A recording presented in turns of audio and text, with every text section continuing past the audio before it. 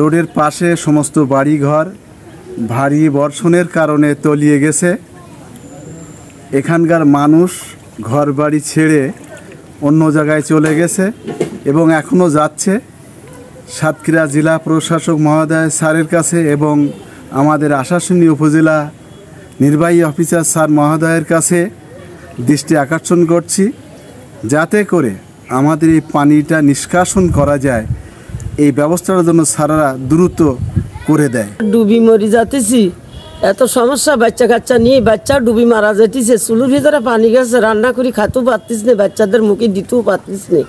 আর আমাদের কিছু লোক চলে গেছে, আমি একাই রয়েছি বাড়ি বারান্দায়, সব জায়গায় ঘরের ভিতরে পানি, ডেল টালগুলো পড়ে গেছে, গিয়ে আমাদের খুব অসুবিধা বাবা। আমরা তো বাঁচতেছি না বাবা, আমরা কোথায় যাব? আমরা লোক ডুবে গেছে, সমস্ত বাড়ি ঘর আমরা বেরিয়ে চলে যাচ্ছি কেন্দ্রে।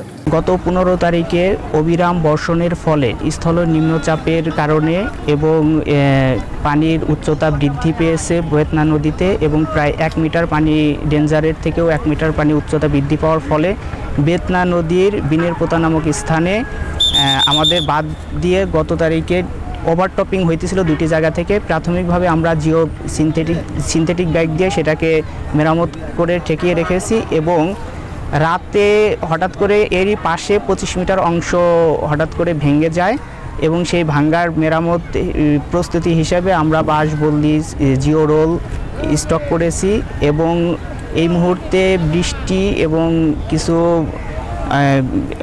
প্রতিকূল পরিবেশের কারণে এখনও এটা বন্ধ করা সম্ভব হয় নাই, তবে অতি সত্বর এটা আমরা বন্ধ করার চেষ্টা করব।